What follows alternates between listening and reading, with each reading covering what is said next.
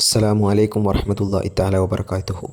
നബി സല്ലല്ലാഹു അലൈഹി വസല്ലമ തങ്ങളുടെ ജന്മദിനം കൊണ്ടാടുന്ന ഈ സന്ദർഭത്തിൽ മഹാനവറുകളുടെ ജീവിത ഏടുകളിൽ നിന്നും ഞാൻ അല്പം വായിക്കാം പ്രസംഗം മുഖേന. എല്ലാ നബിമാർക്കും ശത്രുക്കൾ ഉണ്ടായിരുന്നു. നമ്മുടെ നബിയുടെ ഏറ്റവും വലിയ ശത്രുവായിരുന്നു അബൂജഹൽ.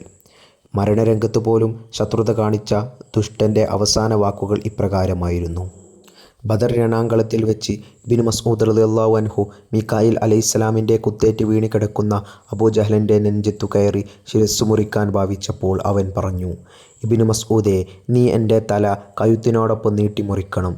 എന്നിട്ട് എൻ്റെ തല മുഹമ്മദിൻ്റെ മുന്നിൽ വെച്ചു കൊടുക്കണം. എൻ്റെ തല കണ്ട് അവൻ പേടിച്ചു വിറക്കണം. നോക്കൂ ശ്രോതാക്കളെ, ഇതായിരുന്നു ആ ദുഷ്ടൻ്റെ അന്തിമ അഭിലാഷം.